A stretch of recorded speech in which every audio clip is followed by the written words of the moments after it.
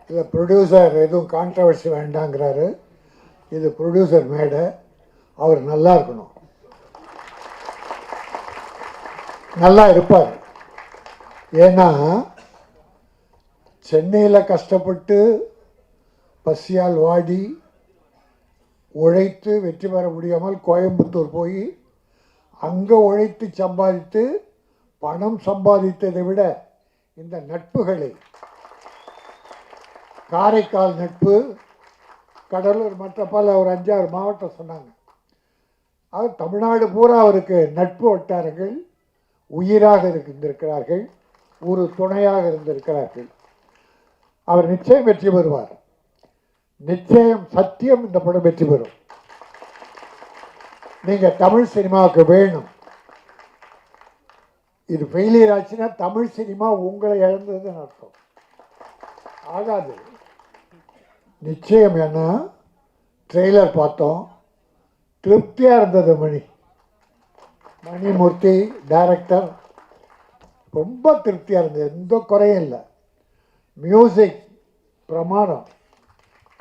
அந்த கிராமத்தில் அந்த கோயில் திருவிழா சாங் நீங்கள் எங்கே போய் எடுத்தீங்க?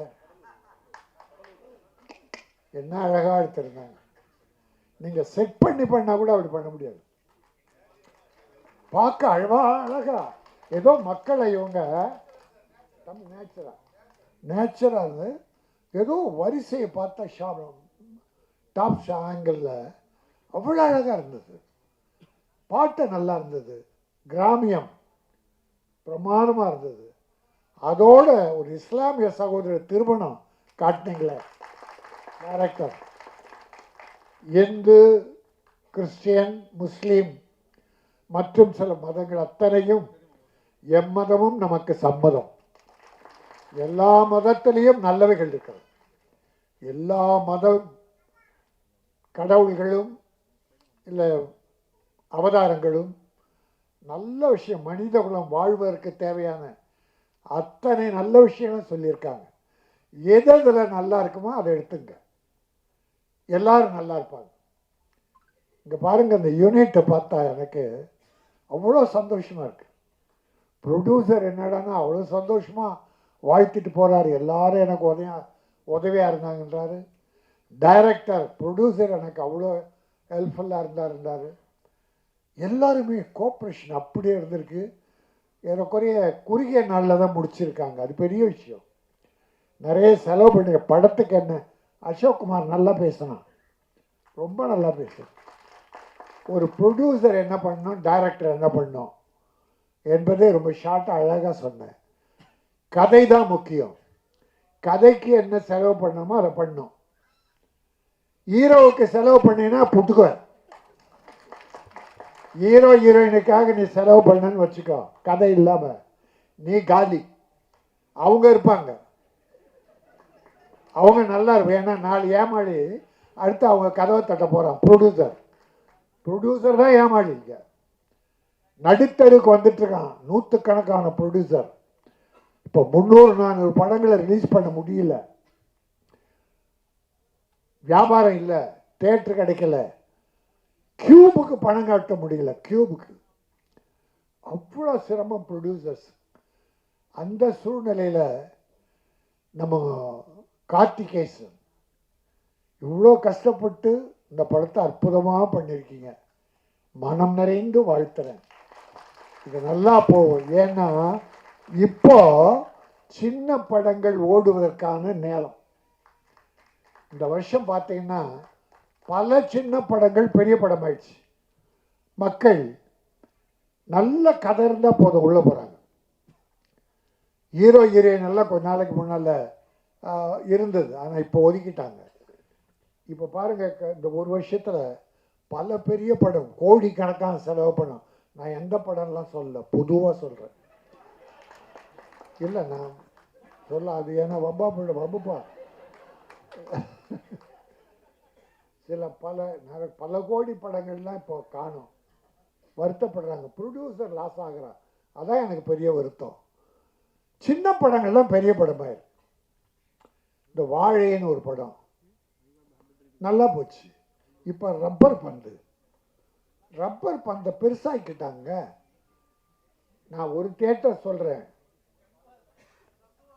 2 நீ வான்னு வாய்த்த நீ அதுலேயே இருக்கு. என் ப்ரொடியூசர் நல்லா இருக்கணும்னு நினைக்கிறேன். அவன் என் தம்பி. அந்த ப்ரொடியூசர் ஆனால் என்னோ தெரியல, நான் படம் பார்க்கல. பட் படம் நல்லா போய் ப்ரொடியூசர் லாஸ் ஆகாமல் இருந்தால் நல்லது. அதில் பல பேர் பத்திரிகை நண்பர்களை காரணம் சொல்கிறாங்க.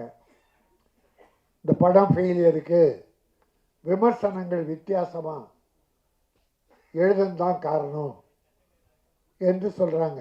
அதெல்லாம் இல்லை. விமர்சனங்கள் படத்துடைய வளர்ச்சிக்கு கொஞ்சம் உதவி தான், இல்லைன்னு இல்லை. விமர்சனம் வேணும். அதனால தான் இந்த சகோதரர்கள்லாம் அழைத்து இந்த ஆடியோ ஃபங்க்ஷன் நடத்தி அவங்களுக்கு ஒரு மரியாதை கொடுத்து அவங்க இப்போ ப்ரொடியூஸுக்கு ஹெல்ப் பண்ண படத்தை ப்ரமோட் பண்ண போகிறீங்க. இதில் நல்லது இருக்கிறத நல்லதாக எழுதுங்க, குறை இருந்தால் குறைவாக எழுதுங்க.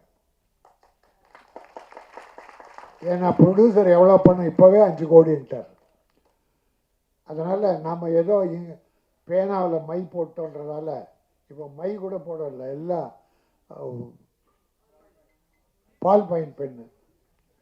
அதாவது ஒரு ஹோட்டலில் சாப்பிட போயிருந்தோம். அங்கே உள்ள ஒரு போர்டு எழுதியிருந்தான், இங்கே சாப்பாடு நன்றாக இருந்தால் வெளியில் சொல்லுங்கள். இந்த ஹோட்டலில் சாப்பாடு ரொம்ப நல்லா இருக்கு, அப்படி நல்லா இருந்தால் வெளியிலே சொல்லுங்கள். இந்த சாப்பாட்டில் ஏதும் குறை இருந்தால் எங்களிடம் சொல்லுங்கள், நாங்கள் மாற்றிக்கொள்ளுகிறோம். நன்றாக சமைக்கிறோம். அதாவது குறை இருந்தால் எங்கிட்ட சொல்லு, நிறைய இருந்தால் மக்கள்கிட்ட சொல்லு, வியாபாரம் பெருகும். அதனால் இப்போ வந்த பெரிய படங்களில் என்ன குறையோ, இயக்குனர் இதில் கோட்டையிட்டாரோ, கதையில் கோட்டையோ, எப்படியோ போனால் கூட ப்ரொடியூசர் லாஸ் ஆகிட்டான். ப்ரொடியூசர் லாஸ் ஆகிறாங்க, மீது யாருக்கும் லாஸ் கிடையாது. அப்போ அந்த ப்ரொடியூசர் எவ்வளோ வேதனைப்படுவோம். அதனால் பண்ணுறத செலவு எத்தனை கோடி என்பதாலும் அல்ல, அதில் எவ்வளோ கதை இருந்தது, அந்த கதையை எவ்வளோ சிக்கனாக அழகாக எடுத்து சொன்னீர்கள். இந்த 2 ஜாம்பவன் உட்காந்துருக்காங்க, உதயகுமார், பேரரசு, எப்படிப்பட்ட படங்கள் பண்ணாங்க. ரஜினி சாரை வச்சு எத்தனை வெற்றி படம், கார்த்திகை வச்சு வெற்றி படம், உதயகுமார். நம்முடைய பேரரசு விஜயை வச்சு வெற்றி படங்கள் கொடுத்த 2 இயக்குனரும் சின்ன பட தயாரிப்பாளர் வளரணும், வாழணும், வெற்றி பெறணும்னு தொடர்ந்து வாழ்த்து வர்றாங்க. மனம், நல்ல மனம், வாழ்த்துவதற்கென்று ஒரு மனம் வேண்டும். அந்த நல்ல மனம்தான் தொடர்ந்து எங்கள் சின்ன ப்ரொடியூசர்லாம் பெருசாகணும், பெருசாக வரணும். இந்த ஒன்றும் இல்லை, இந்த படம் வெற்றி பெற்றதுன்னா நம்ம கேசவன் என்ன பண்ணுவார், கார்த்திகேசவன், அந்த படத்தை இன்னொரு படம் உடனே தயாரிப்பார். அது மணிரத்னமா இன்னொரு டைரக்டராக யாரோ டெக்னீஷியன்ஸு, இந்த செட்டு நல்ல செட்டு அதே வச்சு பண்ணுவார், தொடர்ந்து படம் பண்ணுவார். ஒரு ஹீரோ கிட்ட கோடி கோடியாக கொடுக்குறீங்க, அந்த ஹீரோ அந்த பணம்லாம் எங்கே கொண்டு போய் வைக்கிறார், திருப்பி இண்டஸ்ட்ரிக்கு வருதா? யோசிச்சு பாருங்க. அது 5 கோடியோ 10 கோடியோ 20 கோடி. ஒரு ஹீரோ 9 ப்ரொடியூசர்கிட்ட ஏறக்குறைய 75 கோடி ரூபாய் அட்வான்ஸ் வாங்கியிருக்காரு. அட்வான்ஸ் யாருக்குமே படம் இல்லை.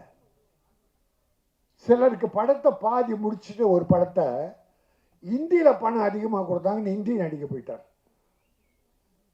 அந்த ப்ரொடியூசர் கதி என்ன, எவ்வளோ வட்டிக்கு வாங்கியிருப்பார்? கொஞ்சமாவது மனசு வேண்டாமா? நீங்கள் படம் எடுக்க, அவங்களும் படம் எடுக்கிறாங்க. படம் எடுத்து லாஸ் ஆகி அந்த கடன் அடைக்க 3 படம் நடிச்சிங்க. இதெல்லாம் நடந்ததா இல்லையா? அப்போ ப்ரொடியூசருக்கு எவ்வளோ கஷ்டன்றது உணர வேண்டாமா? ப்ரொடியூசரை நீங்கள் தாங்கி பிடிக்கணும், அப்போ தான் அவங்க சினிமாவை தாங்குவாங்க. சினிமா நல்லா இருக்கணும்னா ப்ரொடியூசர் நல்லா இருக்கணும், கதாசிரியர் நல்லா இருக்கணும், டைரக்டர் நல்லா இருக்கணும்.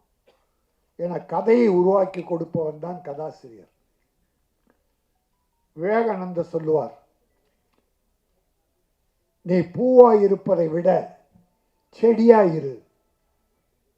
ரோஜா மலர் காலையில் மலரும், பறித்து சூடுவார்கள், மாலையில் வாடிடும், தூக்கி போட்டுருவாங்க. மலராக இருந்தால் காலை மலர்ந்து மாலையில் உலர்ந்து விடும். செடியாக இருந்தால் பூத்து கொண்டே இருக்கும், தொடர்ந்து 1000 பூக்களை தரும்.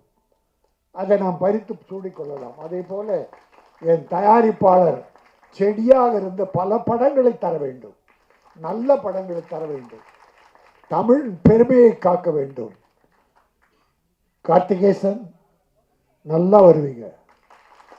அப்புறம் அந்த விழா பார்த்தேன், டிசிப்ளின்டா லாரான்னு ஒரு டிஷர்ட் கொடுத்து அந்த யூனிட்டி இவர்கள் தான் உழைத்தவர்கள் என்கிற அடையாளம் காட்டியிருக்கார். டைரக்டருக்கு ஒரு பெரிய மரியாதை கொடுத்துருக்காரு. அதை இன்னொரு எனக்கு ஆச்சரியம் என்னன்னா, இந்த நடித்த 3 ஹீரோயினும் மேடையில் இருக்காங்க. இந்த தமிழ் சினிமாவில் ஒரு 2 படம் நடித்தா நம்ம ஹீரோயினுங்க ப்ரொமோஷனுக்கு நான் வரமாட்டேன், அதுக்குன்னு ஒரு அட்வான்ஸ் குட்டி இது வச்சுக்கோ, அதுக்கு நான் வருவேன். ப்ரொமோஷனுக்கு அட்வான்ஸ் கேட்காங்க சார், ப்ரொமோஷனுக்கு அட்வான்ஸ் கேட்க. அவங்க நடித்த படத்து பல அக்கிரமம் இருக்குது, அதெல்லாம் பேச வேணாம், ப்ரொடியூசர் வேண்டான்ட்டார், அதனால் நமக்கு வேணாம். நான் என் அருமை சகோதரர்கள், என்னுடைய அருமை தம்பிகள், மீடியா நண்பர்கள், பத்திரிகையாளர்களை கேட்பேன், உள்ளதை எழுதுங்கள், நல்லதை எழுதுங்கள், குறைகளை கொஞ்சம் குறைத்து எழுதுங்கள். ப்ரொடியூசர் எந்த வகையிலும் பாதிக்கக்கூடாது. உங்களுக்கு யாரும் அட்வைஸ் பண்ணணும்னு அவசியமே இல்லை, உங்களை யாராலும் கட்டுப்படுத்த முடியாது. பத்திரிகை சுதந்திரம் என்பது யாரும் விலங்கு போட்டு மாட்ட முடியாது. நம்ம மனசாட்சி தான், உங்கள் மனசாட்சி தான். அதுவும் சின்ன படங்களுக்கு நீங்கள் நல்லாவே எழுதுறீங்க, நல்லாவே ப்ரமோட் பண்ணுறீங்க. உங்களுக்கெல்லாம் என்னுடைய நன்றி. இந்த படம் லாரா வெற்றியுடன் வாரா, லாபம் நல்ல முறையில் தான். என் ப்ரொடியூசரையும் இயக்குனரையும் காப்பாற்று. உடன் நடித்த அத்தனை பேரும், டெக்னீஷியன்ஸ் உட்பட மியூசிக் டைரக்டர் அத்தனை பேரும் வெற்றி பெற்று அடுத்து படங்கள் செய்ய வேண்டும் என்று வாழ்த்து விடைபெறுகிறேன். நன்றி, வணக்கம்.